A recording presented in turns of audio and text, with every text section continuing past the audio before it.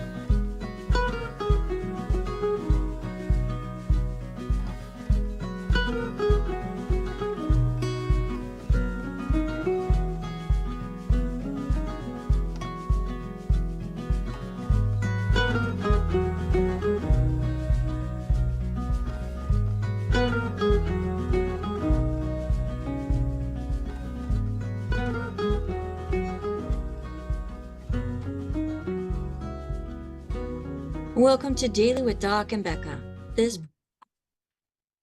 Hello, everybody. Let's go ahead and open up the Zoom meeting to everybody in the waiting room and everybody that is watching the live stream.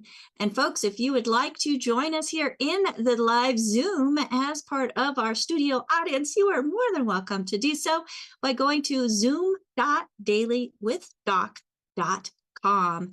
Again, that is zoom.dailywithdoc.com. So hello, everybody. Welcome, welcome, welcome. Thank you so much for joining us here in this empowering hour that is bringing more information to put into your toolbox as to the importance of nutrition and what you can do and how you can do it using the proper nutrition to create a better health journey. Now, if you were invited by somebody specific, we want to make sure that you get back with them. They are your first point of contact. Actually, consider them your life source when it comes to getting the nutrition that you need. Because if they referred you, chances are they are one of our amazing community of health coaches, health advocates, people that just care about people who refer people because they care. And one thing about our referral program is you can get a thank you check for it. So we want to make sure that credit goes to where credit is due. So get back with the person that shared this program with you with any questions, whether it's about your own personal health and what you should be taking, or how you can get on just the basics of what you need to have and support a healthy body. Now, today, let me just say, for those of you who don't have somebody that referred you, who are not currently working with somebody, we do have a call team of certified holistic health coaches standing by at 855-949-3377. We are almost around the clock. So if you are one of those individuals who just absolutely loves people, helping people, have a heart for people and seeing them go from just surviving to thriving, and you want to be part of the solution that helps more and more people survive, not just survive, thrive, then again, get back with the person that shared this program with you. And if there is no one to thank, 855-949-3377 or email at info@dailywithdoc.com. withdoc.com, as we do have room on our team and other teams across our whole community for people just like you. So today we have with us Dr. Judy Reynolds. She is absolutely amazing, folks, as she has so much knowledge. She has dug deep into nutritional ingredients, how they work, the different types. I mean, she's been doing investigation into nutrition since 1969. She even has a degree in nutrition from Texas A&M. Folks, she is a teacher, an instructor. She's taught at different levels in learning, even at the college level. Her former education includes an AA focused on the anatomy and physiology. She also has a Bachelor of Science in Biology, and she has a doctorate in nutrition. And I can't think of a better person, because she has also formulated for one of the absolute top prestigious animal nutrition programs in the United States, where her focus was on horses. Folks, there's a lot of crossover when it comes from the animal world to the human world, because technically they're mammals, we're mammals, and we all need nutrition. So I am honored and pleased to have with us Dr. Judy Reynolds. She is the founder of Dr. Judy Reynolds Nutrition Research and Consulting. She has a business focusing on making the latest scientific information available, not just to horse owners, but to those who want to own their own health story. So folks, help me welcome Dr. Judy Reynolds. Dr. Judy, thank you so much for being here with us and just bringing more knowledge, so that, I mean, you have so much knowledge in your head that you've got to share it with somebody. So why not share it with us? And today we're going to dig deep into the bones, folks. We're going to also talk about how, as individuals, metabolize calcium in and out of the bones. So, Dr. Judy, thank you again for being here with us, and give us just like an introduction about, because I have heard from another doctor who's been very active and doing videos and such, saying that there isn't even calcium in our bones, which I told Dr. Wallach that, and he said she should go to jail. So give us your take on that. Hi, Becca. Thank you for inviting me. Last time we did have interest in talking about bone. And so that's what we're going to do, bone and calcium. And I've got some slides and some other things in a minute. I've got a couple review things too. But first, I want everybody to just sit and think for a minute. Our bodies consist of trillions of cells. We also have at least 10 times more than trillions of bacteria that are in with us, helping us. Microbiomes all over in our on our skin, in our eyes, in our mouth, in our digestive system, and all this is this huge, amazingly complicated system that we call our bodies. Okay, and the main purpose of that body, obviously, is we've got to keep going. We've got to have energy for just about everything we do. We have to have energy to breathe, energy to chew, energy to walk around, extra energy if we happen to do some kind of athletics. Whatever we choose to do in that respect, we've got to have energy for that. And so a main function that I work on is nutrition, the science of the nutrients and the foods that our body needs. But really, what is all that for? Those foods are actually very large molecules. And within those molecules, there are bonds that hold smaller molecules together And when those bonds are broken, each one allows energy to be released. And then our body has a way of trapping that energy and using it for all the different things we need. We also get protein, and we use that to build and repair our body. All these kinds of things are happening all the time. And it's an absolutely amazing thing. When we think about movement, we're thinking about the bones and the muscles. And we know that there's this whole system where we have the bones, the hard part, and then we have the muscles that can expand and contract, and that way we can move the bones. But most people, when they think of bones, they think of what you see in an animal that's died and everything's gone but the bones, and it's a very hard thing. So that's what we think of for bone.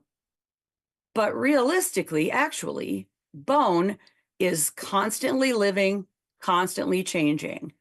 And if we think about an infant, they will exchange all of the bone in 1 year. If we think of an adult, it's maybe 5 or 6 years. Every single bit of bone that was once put down is already gone in that amount of time. So bone is extremely dynamic. And I'll, with the slides kind of go through. I like to do the slides in this case because a lot of the terms, you're not gonna be able to figure out necessarily what I'm saying. There are a lot of medical terms and things like that. And then the other thing we need to keep in mind is calcium. And yes, there is calcium in bone. Calcium is the #1 mineral in our body, and 95% of the calcium in our body is in our bone. The rest of it is in our blood, and some of it is bound to proteins, so it's fairly stable in that respect. Some of it it's in what we call a pool, and it can easily go back in and back out of the bone. And that's crucial because calcium helps us do almost everything our body does. Let me do this now. I'm going to read a list, and this is from Dead Doctors Don't Lie. And this says some of the things that can happen if you don't have enough calcium. Okay, obvious one: osteoporosis, dowager's hump, lordosis, compression fractures, spontaneous fractures, receding gums, osteomalacia, osteoarthritis, degenerative arthritis, ankylosing spondylitis. That's a fun one where your bones have all kinds of holes that they're not supposed to have. Hypertension, high blood pressure, insomnia, kidney stones, bone spurs, calcium deposits, cramps and twitches, PMS, sciatica, low back pain, Bell's palsy, where one side of your face starts to droop, tinnitus. A lot of people have heard about that lately, where you have a ringing in your ears. Wallach's vertigo. That means that your system that keeps you understanding where you are in your environment isn't working. And vertigo is horrible if you've ever had it, because it makes you sick to your stomach. Trigeminal neuralgia. The trigeminal nerve is a nerve, one of the cranial nerves. Spinal stenosis, nutritional secondary hyperparathyroidism, osteofibrosis, tetany. That's where your muscles don't move. Panic attacks, elevated blood calcium, prolonged clotting time. Okay, that's a list of about 150 different diseases or disorders caused by not enough calcium. So you can imagine not getting that calcium is where we have to start when it comes to minerals and having our body healthy. Okay, again, the calcium makes up the majority of the bone. And basically, what's happening with the bone is we think of the bones as making us able to stand and run and do all those things, again, using our muscles. But the bone is also that storage space that allows us to have calcium available for all those other things. Blood clotting, all these other things that calcium is going to do. And also remember, I'm not going to talk a lot about this, but the bone, the marrow of the bone is where blood cells are made. So when we start having irregular or bone that isn't shaped correctly, we're not going to be able to have our white blood cells to help defend us, our red blood cells to carry oxygen, our platelets for clotting. All of these things are crucial. So a good place to start in anatomy and physiology is what's going on with bone and what's going on with calcium. Okay, any questions? And I'm going to pull up some slides here. Marilyn, with just a nod of your head, do you have a question related to what has been spoken already? Just nod a head, yes or no? Yeah, okay, go ahead and unmute. And what is your question? Well, it was just about calcium. I just wanted to know if you already have a calcium deposit, how to get rid of it from excess calcium. Okay, the bone does that. The bone takes it in and gets rid of it. Takes it in and gets rid of it. But here's the biggest issue we have with calcium. You have a normal blood value of calcium, fairly narrow range. As soon as it gets a little higher than that in your blood, your doctor is going to tell you, stop eating calcium. You've got too much calcium. You're having all these problems and don't eat calcium, which is the opposite. Because what happens is, if you need calcium somewhere else in your body, it automatically comes out of your bone and it has to go through the blood to get to that place. So when you draw blood and you have high calcium, it's telling you your whole body is deficient in calcium. And the thing there is, everybody, I mean, I think the estimate is 80% of people who are not specifically supplementing, like the types of programs that we have, 80% of people are calcium deficient just because of the typical diets. And so we have an issue that's extremely important, and it's being reversed when they say don't eat calcium, when what you really need is more calcium. So that's the issue that we really deal with. Make sense? I mean, if anybody's been to a doctor and had their blood drawn and their calcium was 0.1, 1/10 higher, like if it's supposed to be 10, a unit of 10, and it's 10.1, they're going to start telling you to reduce calcium. And it's just the opposite of what needs to be done. And it's just because of a misunderstanding of how bone is formed and how calcium is used in the body. The more calcium will reduce the existing calcium stone, right? Okay, the point of calcium stones is there are other issues happening there. But yes, low calcium does lead to stones in kidneys, and those types of, I mean, it seems weird. That's the problem. That's why doctors don't understand it. That's why people don't understand it. But as I was talking about, and you know, for the ones who didn't hear some of these previous lectures that I've done, it's hard to, you know, tie it together. But what I was making clear earlier in one of the lectures with calcium is that we have to keep our pH, which is the amount of hydrogen ions in our blood, has to be kept in a very narrow range, because our blood is where our oxygen comes from the lungs, carbon dioxide goes out the lungs, wastes go out from all the cells into the blood, and then food goes from the blood into the cells. And all of that is pH balanced. So calcium is what's called a buffer, and it can be pulled out of the bone quickly, go into the blood, and keep the pH correct. But while that's happening, you've got a little bit extra calcium in the blood from what normal is. So it's not as simple as eat more calcium, have higher calcium in the blood. Make sense? I mean, So calcium, is it the main reason that keeps the pH balanced? Well, no, I mean, all of the fluids in your body are pH balanced according to what's coming in, what's going out in that place at that time. And we, you know, if we're thinking, now we're talking about the blood here. So remember, the blood is going to go to the lungs and back to the heart, and that's going to go to the body and back to the heart. And during all those things, we've got things like oxygen, carbon dioxide coming and going, and all the different foods. right? All that stuff is going on, and the pH is changing in a lot of different places. But what pH does is it affects the movement from things like the lungs to the blood. It all is affected there's either diffusion where it just goes through the membrane with no problem, or there might be a transporter, a molecule that has to help. But it's all based on pH. And just to make that clear, for if people aren't familiar with what pH is, the molecule water consists of one H, two O's. Okay, H2O.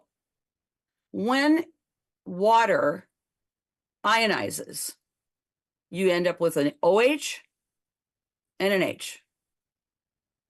H2O. That means, I don't know if I said that backwards. Two H's, one O.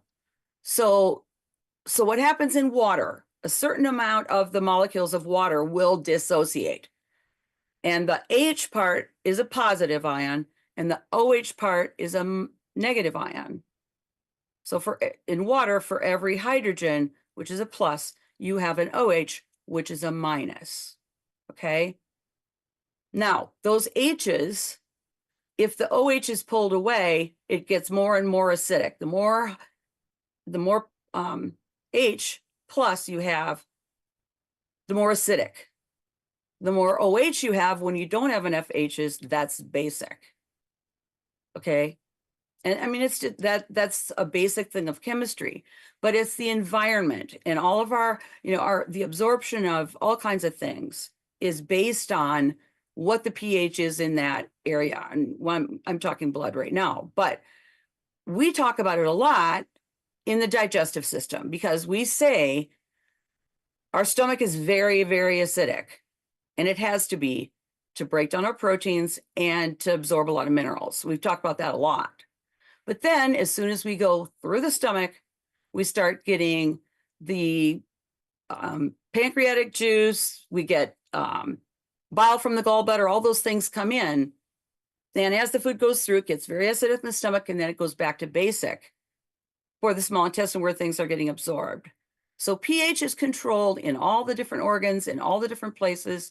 It has a lot to do with in the kidneys, the same kind of thing. Potassium is a big deal in the kidneys because hydrogen and potassium compete to a certain extent for how they're going to get out of the kidneys and go into the urine or not. So anyway, make sense? Yes. Okay. Okay. So can I eat like different foods are going to make my body then more basic or more acidic depending on which foods I'm taking? yeah, that's a good question. But remember, everything you put in through your mouth, it's going to become 90% water from saliva. You chew it, you get saliva, but when it goes down the esophagus into the stomach, it's already 90% water. It's called chyme. Food plus water is CHYME. Then in the stomach, the pH is so acidic that it doesn't really matter that much what you ate before that. Okay? Now, if you don't eat enough salt in your diet, you don't get enough chlorine from the salt, sodium chloride, to make hydrochloric acid, which is a hydrogen. Remember I said very acidy, a hydrogen with a chlorine or a chloride that came from the salt. If you don't have enough hydrochloric acid, then your stomach does not get acidic enough. And you end up with minerals not absorbed and proteins not digested and all those issues. But I know there's this thing about you should have alkaline water or acid water or those kinds of things. It's not a one shot for everything. You really can't drink a drink that's slightly alkaline and make any difference. Does that make sense? I know it's people are trying to sell things like acidic water or alkaline water, and it's a misunderstanding about pH being different in all kinds of compartments all over the body. Okay? Okay. Thank you, Dr. Judy. Go ahead and let's go into bone physiology and calcium. Okay, and the first thing I want to do here is a couple of reviews. And this one should be going forward. Okay, what are we doing here? For some reason, I don't have my pointer working. Should have tried that before I was talking that much. Okay, why am I not? I don't know why I'm not getting. Are you able to click on the slide to forward it? Yeah, that's what I'm doing. And I just practiced it right before this and it was fine. So I don't know what's going on here. Wonder if I need to do something with the, let's see. Or maybe this is the right arrow or down arrow on the keyboard? Good idea. That might work. Let's try it. Let's try it. Nope. All right. What I'm doing here when I get this to work is, let me see if it would help to. You can try stop sharing, move, and then go back to your app to the slide that you want to show, and then share again. No, I'm not sharing. I'm just pulling it up in a scene. And I just had it, but I don't know why it went away. Hang in, everybody. Always fun. All right. There we go. She is. Okay. I just got Get it. Yep, I Okay. found it. But now I'm not seeing you guys, which I don't like. Okay, let me pull my. No, I don't want that. Okay. Yeah, I clicked on share by accident. Okay, this is just, I love technology. All right, what's the best way to do this, I wonder? Ah. Yeah. Did you I find gotta- it? Yeah, I got it. I had to get Zoom out of the way. That's all. Okay. That is the first, I'm not sure, but I think that's the first one. Yeah. Okay, here we go. All right. Sorry about that. Okay. There are a couple of concepts that are so important that I have to keep bringing them up, especially for people who haven't heard one of these talks before. But this is one of the most important concepts in everything, physiology, biochemistry, everything. So let me orient you a little bit. Can you see my pointer? Yes. Okay. Here is the performance of the animal and its health, getting better as we go up. Here is the amount of a nutrient. In this case, we're going to say calcium, the amount of calcium. Okay. What happens is, obviously, if we don't have enough calcium, we die. So there's a minimum requirement. Our government gives us the NRC minimum requirement to prevent a deficiency disease. So for instance, if we're deficient in calcium, we're going to get one of those things that I just read out from Dead Doctors Don't Lie. But most of us want to be above that. We do not want to be barely not having rickets or one of those horrible diseases. So with each nutrient, as we go a little higher, we call it marginal. So we're better, but we're still not the best. Once we get to this top part here, this is an amount of nutrient. You could, whatever units it would be, milligrams per kilogram, which is parts per million, or whatever the units you want to use. As you go farther here, you're going to reach this range of optimal, which means if you're anywhere in here, that's what you want. That's the best. But as you can imagine, everything is going to also be it can also be too much. So once you start getting over here, this would be the units of too much calcium or too much whatever nutrient it is, okay? And then you go down the back side of this graph, toxicity, where you're starting to see really bad symptoms. So you need to fix it. And then again, too much, you die. But we need to understand that this happens with every nutrient, because what happens is, and I've used the example selenium before. Selenium is a trace mineral, which means very small amounts required. But when you first discover something and it is a toxin, okay, somebody's dying of it, it's bad, then people have a tendency to think, well, selenium is always toxic. And Dr. Wallach is the one who required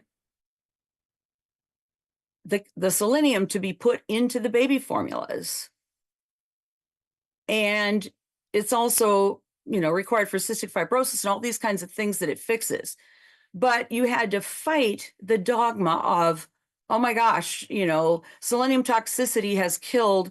Basically, there's a lot of selenium in the soil out west, and animals would graze on plants out there, and they would get a toxic amount of selenium. But now we know we need to keep selenium right in here. And when I was formulating animal feeds, we always had a specific amount, and it was one of the main things we made sure we got enough of, because there are so many things that it's required for. And one quick thing here to help that make a little more sense. All of you have heard of arsenic, right? Arsenic is considered to be toxic. The famous thing is arsenic and old lace. Someone wrote the story about women killing their husbands with a little bit of arsenic every day or something like that. It was a classic story. But arsenic is just like the rest of these. The only thing with arsenic is it's needed in super, super, super low amounts. And it was shown to be required for blood cancers, for leukemias, decades and decades ago. And it's been proven in animals. And that's one of the things that people are still trying to cure. And one of the things that needs to be considered when we're looking at those types of disorders. So again, we have to get this in our minds that each nutrient, there's the right amount, there's not enough, the right amount, and then there's too much. Okay, good concept-wise? Question? Okay. This one, again, don't panic. All I'm doing here is this, when we were talking about the water-soluble vitamins, I bring this up because, again, what we do in metabolism is we break the glucose, the amino acids, which are protein, and the fatty acids all into energy. But look at all the B vitamins you need to do that. So this is a huge use. Talks about how complicated metabolism is. So all those things have to be in the right place at the right time. Now, when we go to minerals, we have a little different way to look at it, but it's the same concept. The minerals interact with each other. This mineral wheel was found in ag textbooks before the 1900s. I've got some real old ones. And this thing's been around forever. But what they did is they took research studies, and then they would say, okay, if you have calcium and you change the amount of calcium, which minerals will that affect? And you can see calcium affects almost everything. And so they just plotted these all around. But what this shows is when people go and try to just go to the store and someone told them they needed one mineral, they're going to go buy that mineral and take it. And they just messed up every single relationship that mineral has with all the other minerals. And I didn't count how many are on this wheel, but it's not 60. And we know we need about 60 minerals at least. So this is why it's so important that we have a balance in our diets. We have to have all the essential nutrients, and they have to be balanced in their diet. So I had an example for vitamins, and here's an example for minerals. Okay, those are concepts again. And now, quickly before we get to calcium and bone, I'm going to talk a little bit about vitamin D, because vitamin D is also essential for bone. So, and these slides originated with horse talks.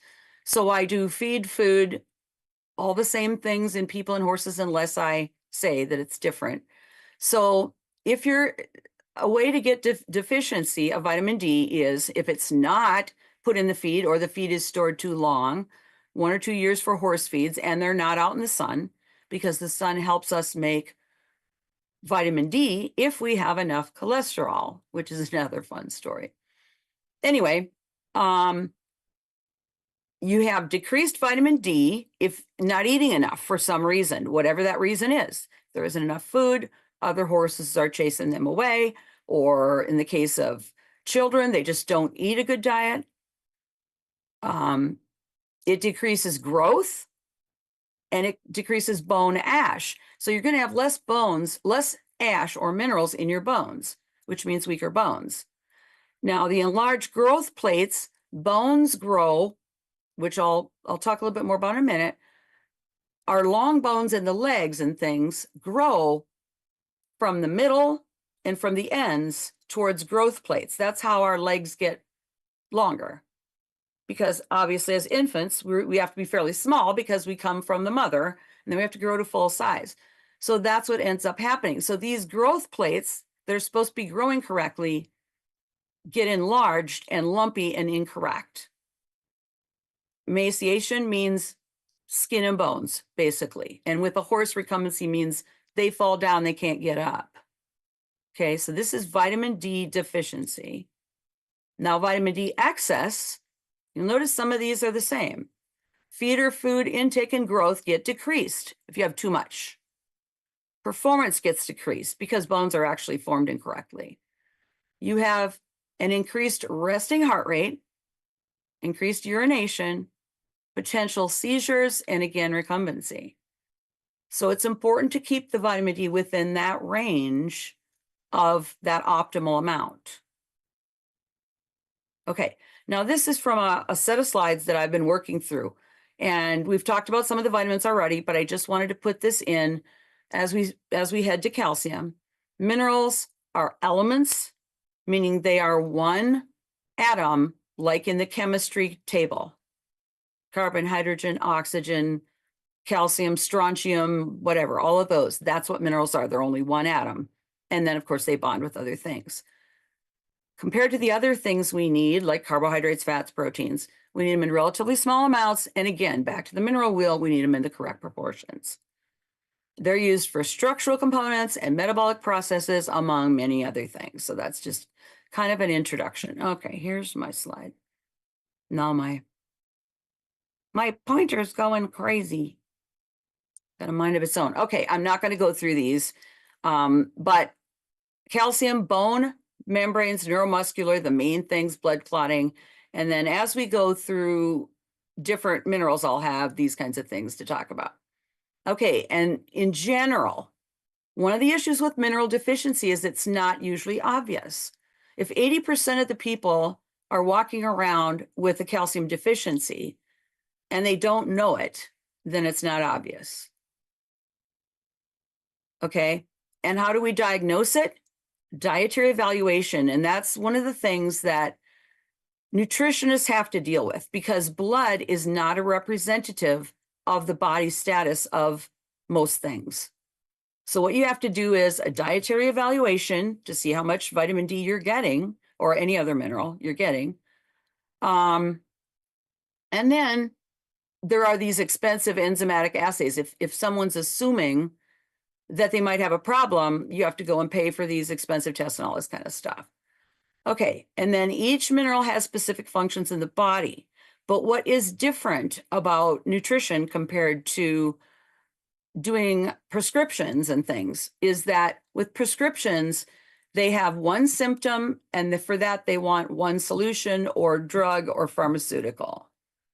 But with nutrition, as I said, 147 different symptoms can be caused by a deficiency of calcium. So with nutrition, it's at the beginning. We need it for a lot of different things. And by just fixing that, we fixed a lot of things, it's not just one by one. So then, because it's not usually obvious, we don't necessarily know about it, we might have irreparable damage done before we realize that we've got that problem. So that's all, all the different kinds of osteoporosis and calcium and bone issues are things that we don't realize we have a calcium deficiency. Okay, to bone. As I said, bone is a living tissue. We have the matrix, and we've talked about collagen in some of the talks before also. Collagen is the main protein in the body. It forms the structure. It's like a lattice structure in every cell and every organ. There are collagen proteins and things holding your organs in place within your body, so they don't just go. Same thing within a cell. So bone matrix is made out of that same collagen protein. And then, and by the way, type 1 collagen is one of the things in the products, obviously, but it's considered to be as strong as steel as far as pulling apart strength, which is pretty cool because, you know, we have to keep everything in place where it's supposed to be. Okay. And bone supports our body. Like, you know, that's one of the things it does. It's also the storehouse of calcium and other minerals. And what homeostasis means, it helps maintain homeostasis. Like I said, we need the right amount of calcium. We need the right amount of a lot of other things. And the bone is a storage place, mainly calcium and phosphorus in the bone. And then it buffers for the acid-base balance, which we were talking about before. The calcium can come in and out and form different molecules that will either add more hydrogen if we want more acid, or remove hydrogen or add OH if we want it more basic to get that narrow range of pH. It's actually within a 0.5 of a decimal accuracy. So it's very small. All right. And these protein and minerals must be available to build the bone. You got to have all the things in the right place at the right time to do what you're trying to do. Okay. Structure of bone, part 2. Bone is cellular, which means it's made up of cells. Well vascularized means it contains blood or blood vessels. The blood flow through the bone in humans, 200 to 400 milliliters per minute. Blood's flowing through that bone at a pretty good clip because what's it doing? It's taking away waste and providing food to those bone cells because they're alive. Okay, so then throughout our lives, skeletal mineral is being actively turned over. And as I said, the calcium turnover rate, all the calcium is turned over in an infant. And they've done these studies. The way they found out where the calcium went and what was happening to it is by they will tag calcium ions with something that's radioactive so they can trace it. And those kinds of studies have been done. That's been known for quite a while. So the calcium is turning over and bone is constantly being resorbed and reformed. So it's not just that hard bone, it's all this stuff going on. Now, here's the fun part when it comes to exercise physiology. The remodeling of bone is based on stress. Stress could be running, lifting weights, gravity. One of the big things we were working on when I was doing research back in the 90s was how are we going to keep bone and go to space? Still a big issue. And how are we going to get enough bone into the legs of those racehorses so that they're not breaking down? So all the different stresses are affecting bone. And one of the really cool things about thoroughbred racehorses is when they start teaching them to run, they run in a circle. If they're running long enough, quarter horses run straight lines because they only run a quarter of a mile or a little more. But thoroughbreds run usually 3/4 of a mile up to a mile and a half, that kind of thing. So they have to go around corners, around turns on a racetrack. And when you watch the progress of the bone as you're training a thoroughbred racehorse, instead of being like an oval with an oval inside, they actually build extra bone on that inside area. It's obvious because they're turning left. And if they're in Europe, they're turning right. You can look at the bone of a racehorse and decide, did he run on a track? Did he run left? Or did he run right? Did he run, clockwise or counterclockwise? It's actually obvious, okay? And then again, all the other different kinds of stress are going to be an issue. Okay, structure of bone. The outer layer is called compact bone, and that's that really hard outer part of picture a long bone, like a femur or a humerus. That's the really hard part that keeps the bone in place. Then you have the trabecular inside of that, which is spongy. It's called that because it looks like a sponge that's got a lot of holes on the inside of it. And then inside some bones, but not all, we have marrow, and that's where the blood cells are formed. Okay, I'm almost done here, and we can do questions. Okay, we have cell types. Osteoblast means the blast means build. Osteo is the word for bone. Blast is building. They come from a bone progenitor cell. They build bone by secreting collagen. Okay, so those cells secrete the collagen, the protein matrix. Then the collagen calcifies, forming an osteocyte. That's a bone cell. So it's got its matrix and it's got its calcium and minerals in it, and it's just sitting there. It's sitting there. It's a bone cell. Okay. Then we have the osteoclasts.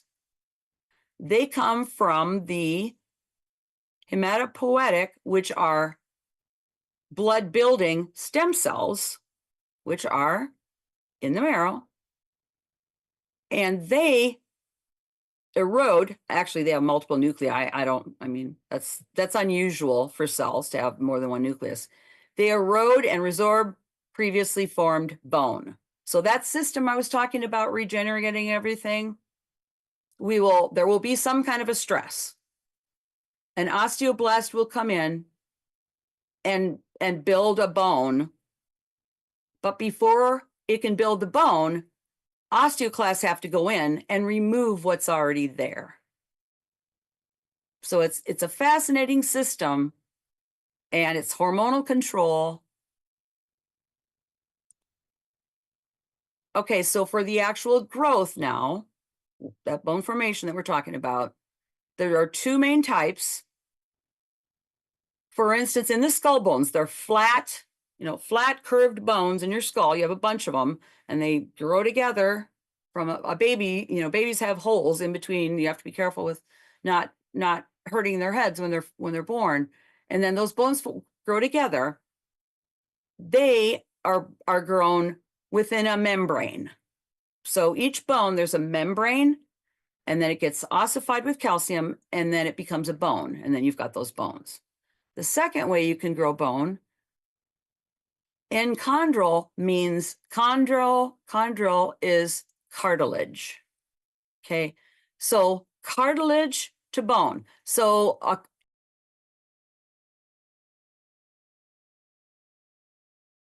you have this long bone, and in the middle it grows, and then there is this epiphyseal closure site, or it's a break where it grows both directions, and then at the end of each bone, so you've got the center of the bone growing, the end of the bone growing. They both are growing to that plate, and in each bone, and I studied, this is one of the things I reported on, how old were the horses when those plates closed? And that happens with different bones in different parts of the body, an age range. It's under hormonal control, as I said, and the last site is going to be after puberty. So basically, that's what stops our bone growth. When we get to that point, the hormones kick in and they say, okay, you're tall enough. This is going to be the end here. Okay, and just the last one. Interestingly, lead and other toxic elements are also taken up by bone, and then they will get released. In some cases, that's a good thing because it's a detoxifying mechanism. There's a lot to that. However, if you've had an atomic blast, some kind of radiation, radioactive, radium, plutonium, and then there's a radioactive and a non-radioactive version of strontium, if any of those are taken up by bone, they lead to bone cancer. And I think we all understand that radioactivity does cause harm to the body. That's one of the ways. And then last comment, fluoride. It has just been announced in popular press that fluoride is bad for people. It causes brain It lowers the IQ, and it does multiple other kinds of damage. But in this case, it's similar to the cholesterol type story where everybody thought cholesterol was horrible, so we changed to something else. Fluoride was actually put into the water because they needed a place to get rid of it. And the story of all the benefits to teeth was inaccurate, and it ignored the negative consequences of fluoride. So if you look it up, it just recently came out. And so this is something that, that people are talking about. We don't want fluoride in our toothpaste. There are multiple things out there. There are multiple books. I can give people references if they want them. But it's a change. It's a paradigm shift. It's just like, we don't draw blood from people when they're sick like we did George Washington, our first president, and killed him because we thought getting rid of blood was a good idea when you were sick. We figured that out, not good. So, okay, that's basically what I have for slides. And if anybody has a question on one of the slides, otherwise I'll go back to, I'll put them away.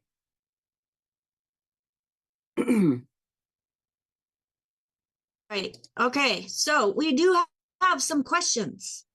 And one of my questions is calcium has cofactors that's needed in order for the calcium to be absorbed deeper into the bones, correct?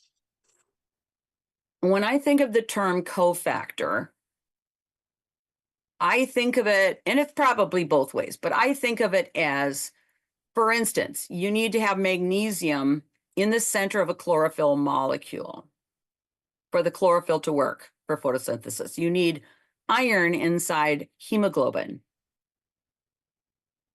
Also, but I think what you're referring to is we always talk about you must, when you take your selenium, you must take also some of these other minerals. Doesn't mean that they necessarily are hooked to each other.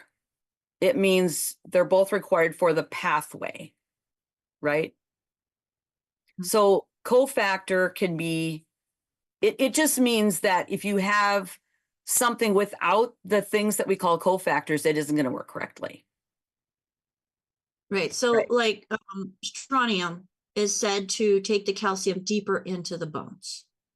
And Okay. some of the common ones that Dr. Wallach has mentioned as being cofactors, you've got your magnesium, your phosphorus, your potassium, your strontium, your boron, and there's one more.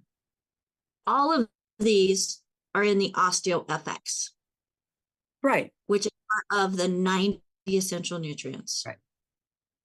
So one thing that I really appreciate is knowing about calcium and the importance of calcium and these nutrients is they're part of the 90 essential nutrients.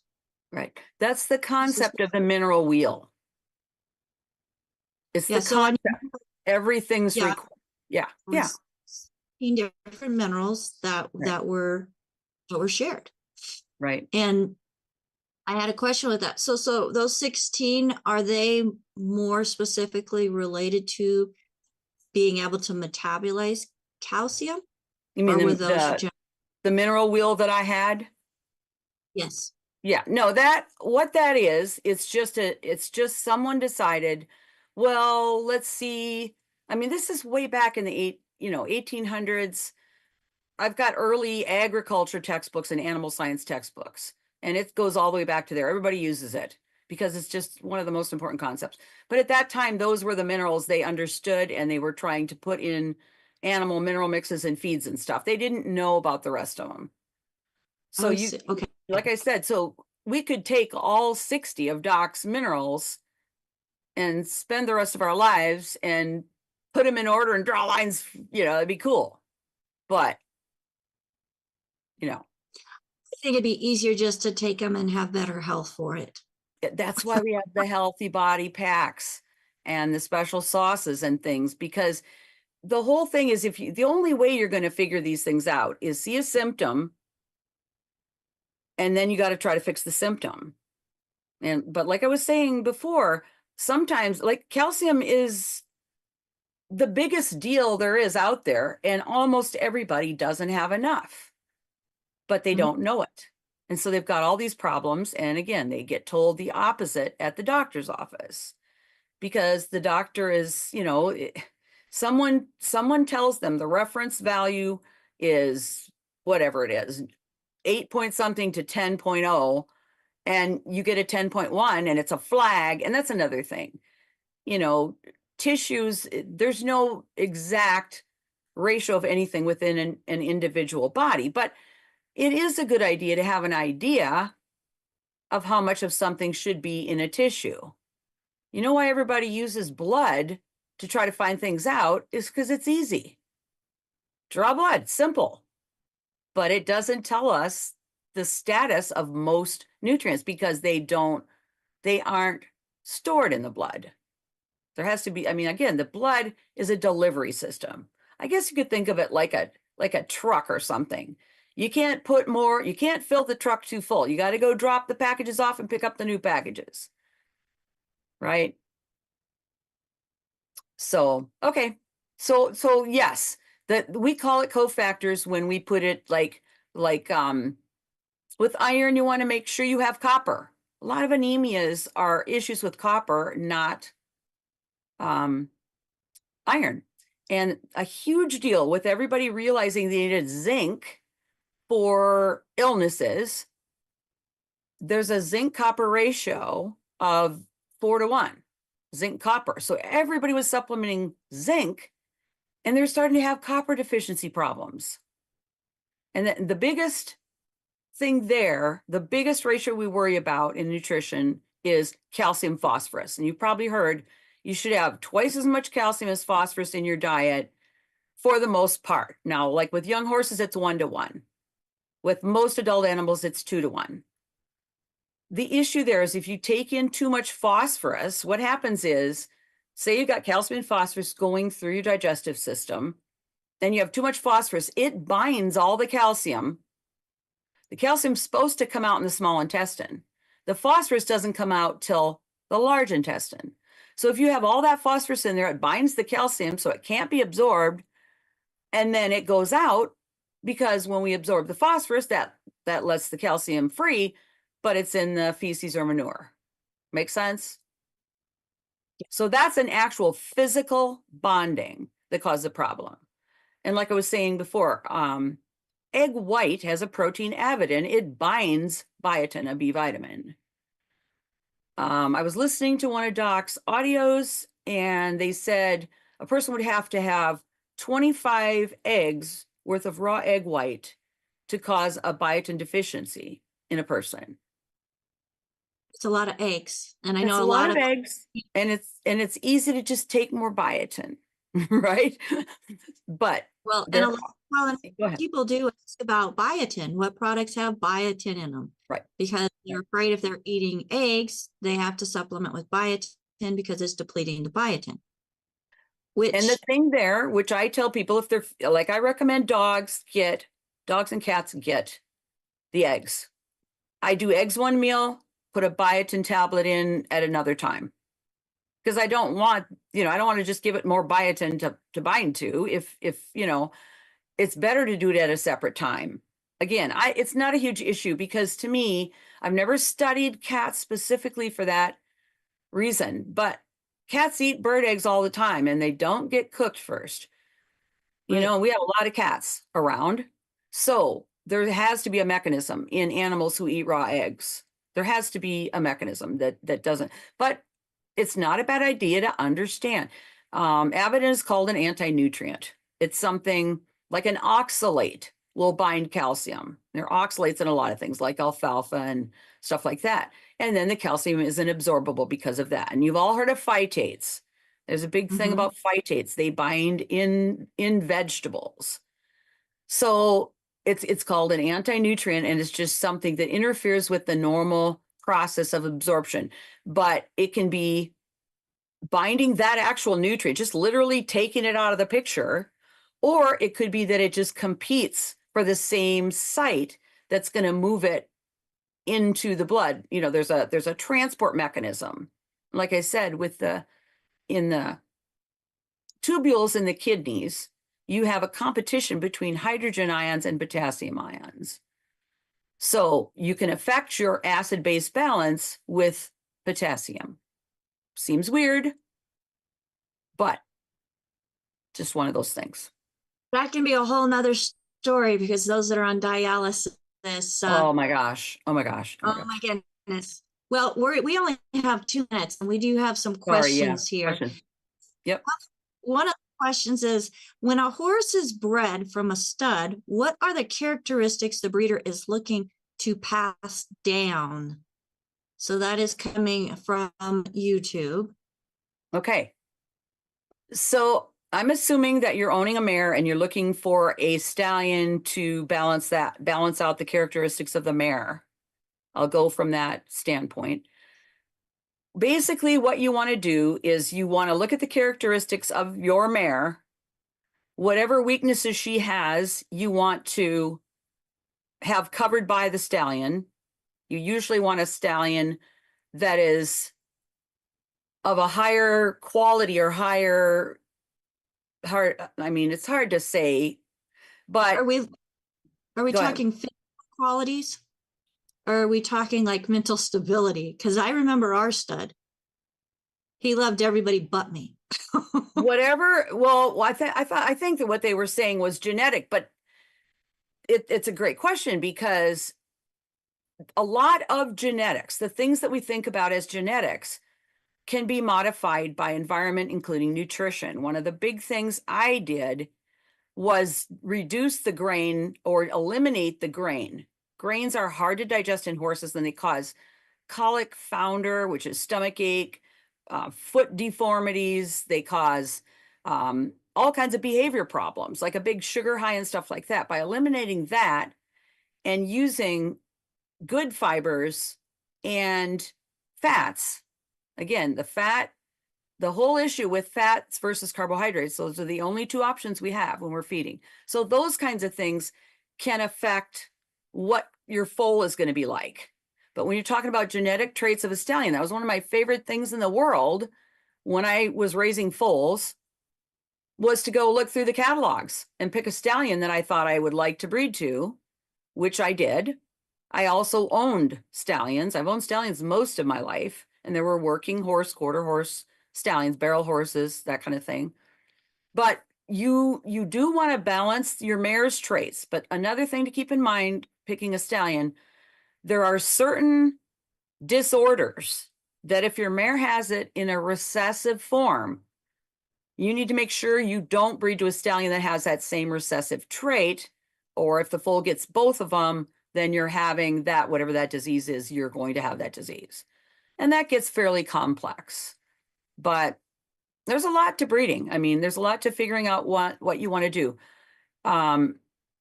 Raising a foal is one of the most fun, amazing things in the world to do. But if you're looking for an end result of a specific type of animal, disposition, color, and all that, much cheaper, much quicker, much easier to buy your end product. Buy that horse that you're looking for. Again, raising the foal is awesome, but that foal might not end up the way you wanted. I mean, if you're trying to raise a certain kind of horse, you may not get that kind of horse. So, Okay. both ways. And I think that maybe we should have an episode that focuses primarily on horses, because we do have a large Right.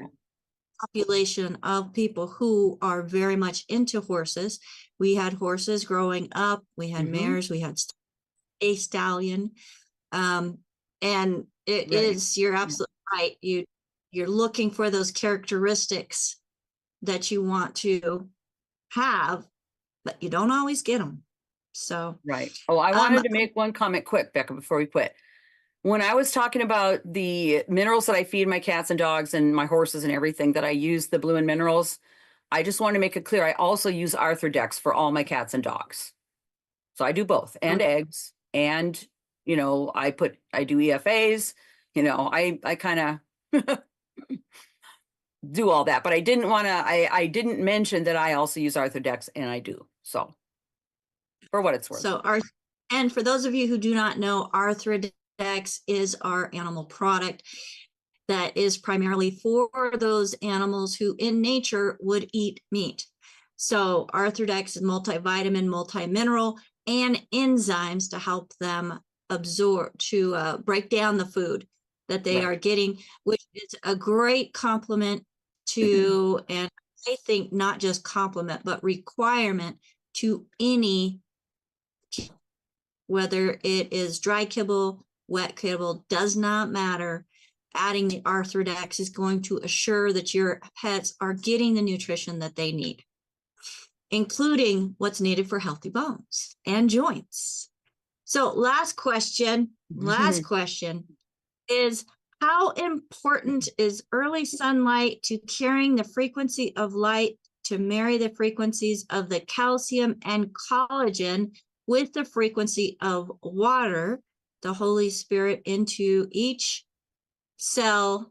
And this is from Harry out on YouTube. Hi, Harry. Are you familiar with? You're out of my league, Harry. I will tell you, I can't tell you early, late sunlight. I can tell you right now, we are in one of the warmest sunspot times. If you notice, it seems hotter than normal. If you notice the sun seems bigger than normal, it's crazy. And also there's all kinds of things that we're learning about water now. When I was studying biology and we learned about water, which is absolutely the most amazing thing. I mean, there wouldn't be a world, there wouldn't be anything without water. We always knew there was a missing phase. We have steam, which is water in the air, and then we have liquid water and solid water. And we always knew there was something missing. We now know, or we now say, that the fourth phase of water is the gel form, which is in our bodies, in our cells, and our tissues.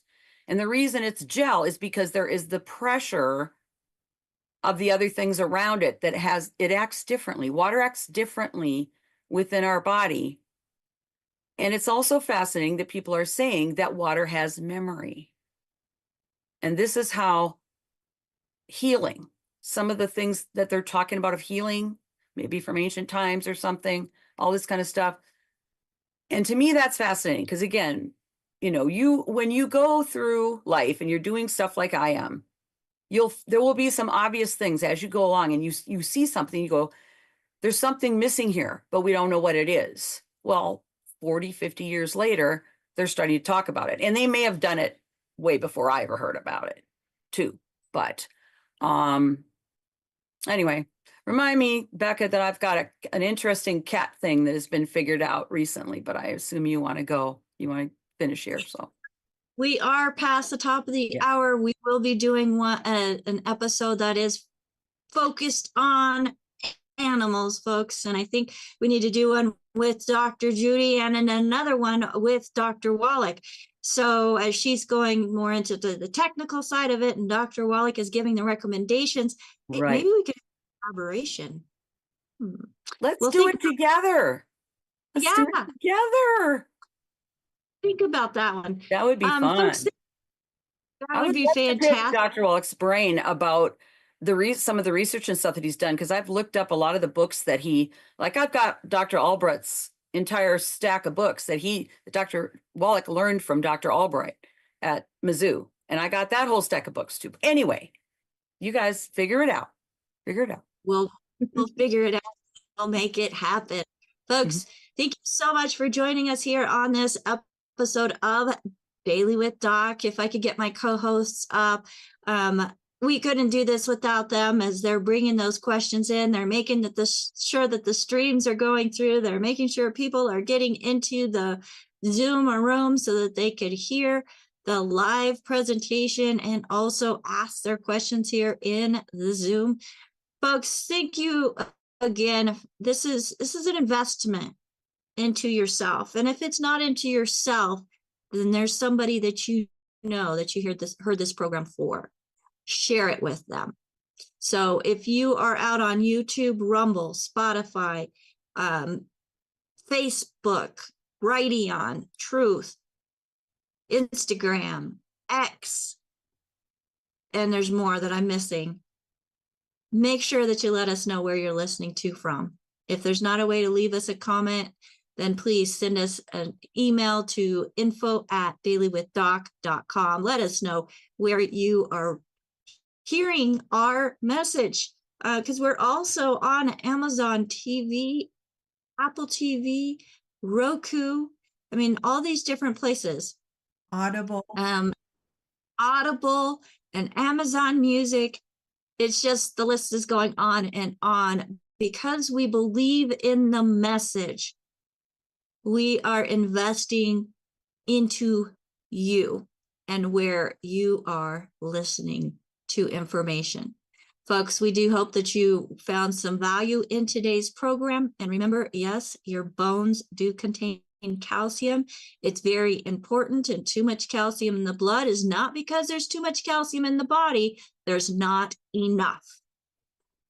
So Dr. Judy, once again, thank you so much. We appreciate you and your time and all of the work that you put into your presentations.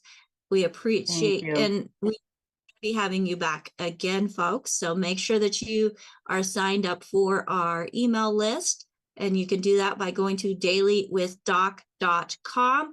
Got to sign up for the email list, and we send out an email before each show letting you know who's going to be on and a link to the replay.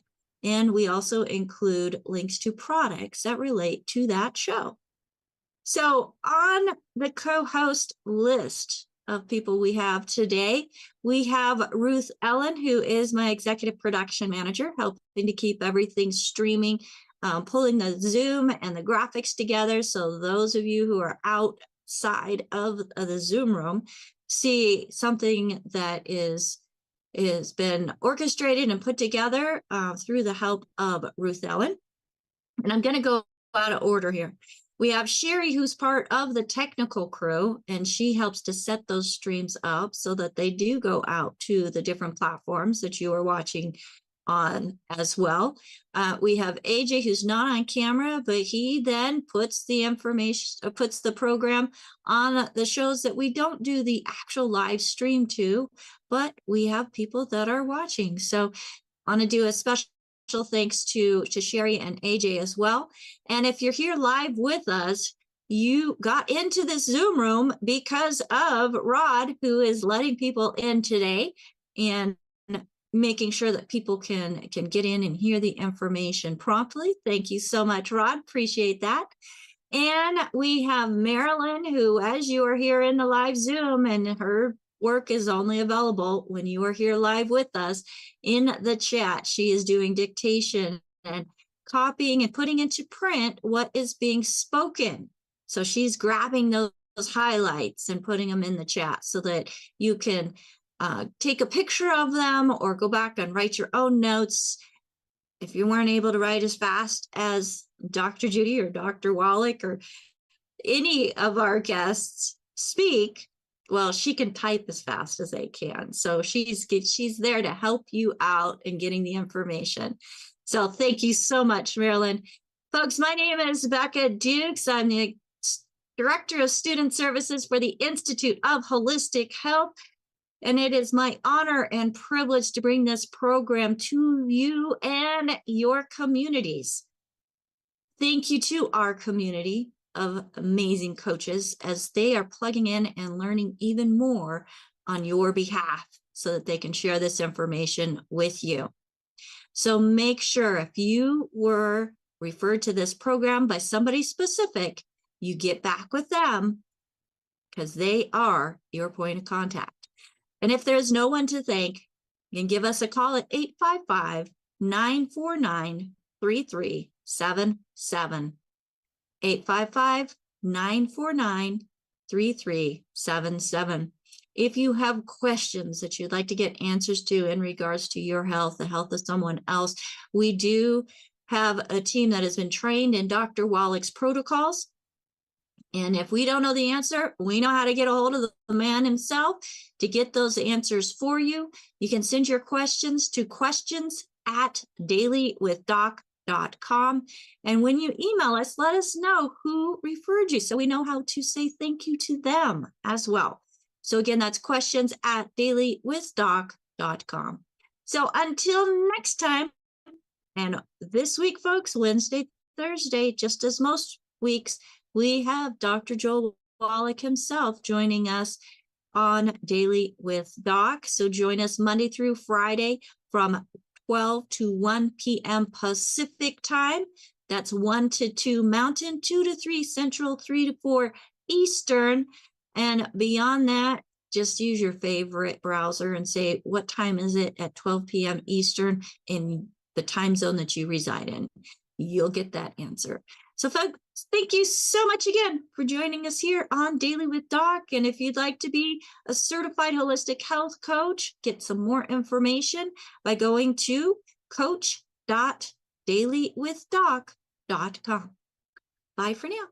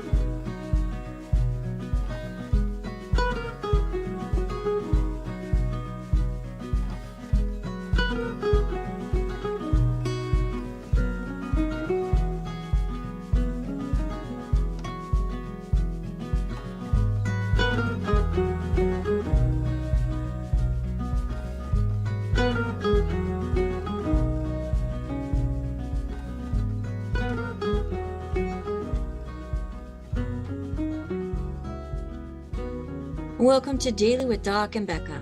This program is for educational purposes only. The statements in this program have not been evaluated by the FDA. The content is not intended to diagnose, treat, cure, or prevent any diseases, nor is it intended to take the place of your primary care physician. Testimonials are shared as individual experiences of the individual sharing their testimony. Results vary and may not be typical. We do not make any claims regarding health or income. As an empowered individual, you do have options available. We are honored to have the founding father of the science of epigenetics guiding us with the best options to obtain or maintain optimal health, Dr. Joel Wallach.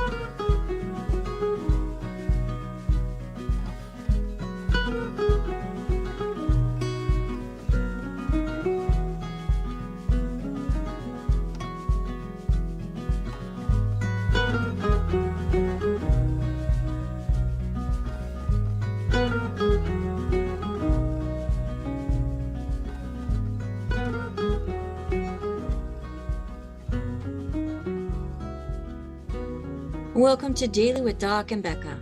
This program is for educational purposes only. The statements in this program have not been evaluated by the FDA.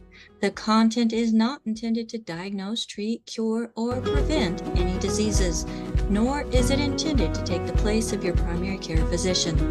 Testimonials are shared as individual experiences of the individual sharing their testimony.